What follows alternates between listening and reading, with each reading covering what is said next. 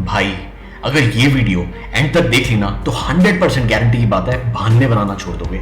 तो कहते हैं ना कि winners have dreams, losers have schemes.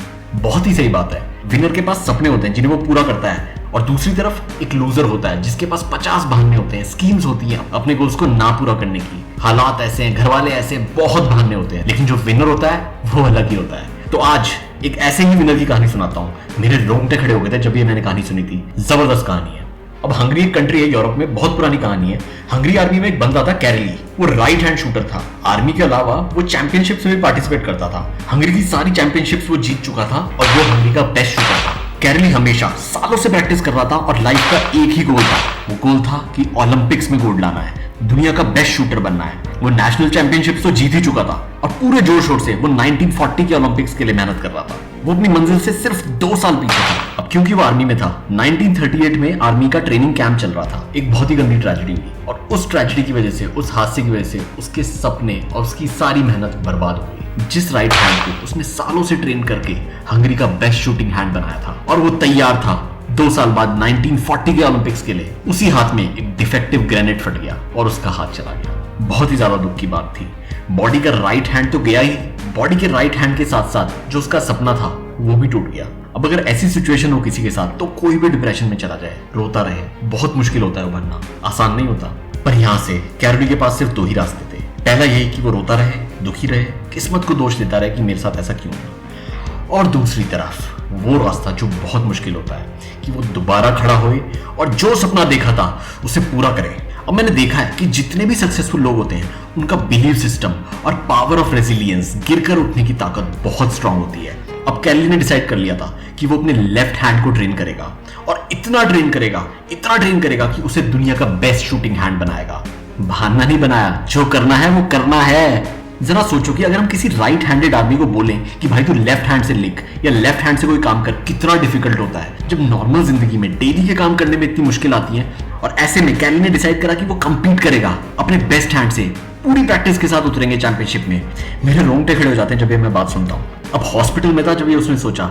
जैसे ही हॉस्पिटल से निकला उसने दोबारा से ट्रेनिंग स्टार्ट कर दी। गिरकर उठने की ताकत, और जिस हाथ से वो लिख तक नहीं सकता था उसे 1 साल में इतना ट्रेन किया और पहुंच गया नेशनल चैंपियनशिप में। अब सारे शूटर्स ने उसकी बड़ी तारीफ करी, लोगों ने बड़ी तारीफ करी। देखो यार क्या पैशन है, क्या आदमी है जो अपनी शूटिंग से इतना प्यार करता है और गेम को सपोर्ट करने, प्लेयर्स को सपोर्ट करने दोबारा आ गया 1 साल में। तब पता है वो क्या बोलता है कि यहाँ मैं सपोर्ट नहीं करने आया, यहाँ मैं कंपीट करने आया। उसने 1 साल तक ये बात किसी को नहीं बताई थी कि वो अपना लेफ्ट हैंड ट्रेन कर रहा है और इतना स्ट्रॉन्ग कर रहा है कि वो कंपीट कर सके।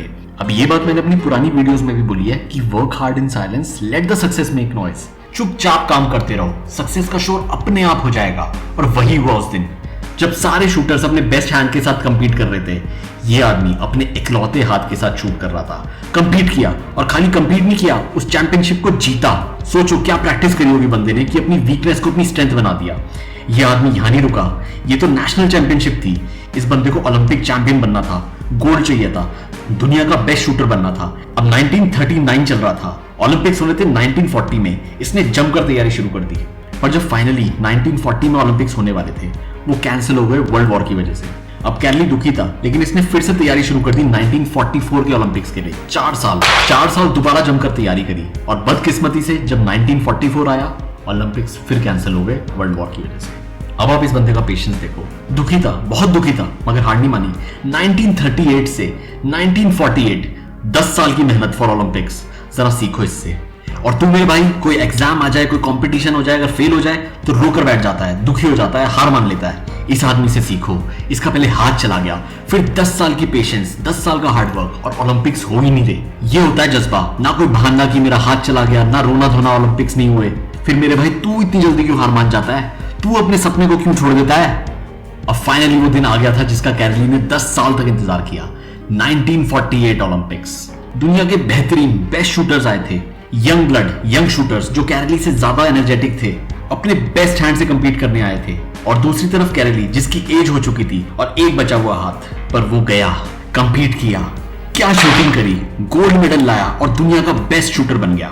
अब ये बंदा यहां नहीं रुका। मैं बोलता हूं ना कि भूख बड़ी होनी चाहिए, hunger to achieve more.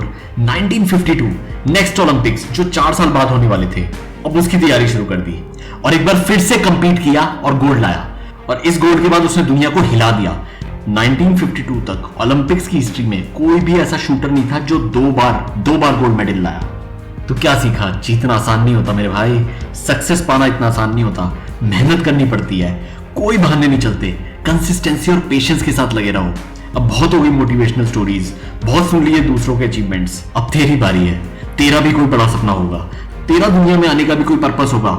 Don't live average life when you deserve to shine. क्यों खुद को और अपनी फैमिली को एक एवरेज जिंदगी, मीडियोकर जिंदगी जीने के लिए एक्सेप्ट कर रहा है? एक ही जिंदगी है मेरे भाई, बहाने बनाना छोड़, छोटी छोटी परेशानियों से डर मत, खड़ा हो, अभी इसी वक्त खड़ा हो और लग जा। दिखा दे खुद को और दुनिया को कि तू भी किसी से कम नहीं है, तू भी कर सकता है, तू लूजर नहीं है, यू आर अ विनर, तू विनर है। अब लास्ट में मैं हरिवंश राय बच्चन की कविता की कुछ लाइंस बोलना चाहूंगा, ध्यान से सुनना। कि असफलता एक चुनौती है, कि असफलता एक चुनौती है, इसे स्वीकार करो। क्या कमी रह गई देखो और सुधार करो। जब तक ना सफल हो नींद चैन को त्यागो तुम, संघर्षों का मैदान छोड़कर मत भागो तुम। कुछ किए बगैर जय जयकार नहीं होती। ध्यान से सुनना, कुछ किए बगैर जय जयकार नहीं होती, कोशिश करने वालों की कभी हार नहीं होती। Thank you so much and all the best.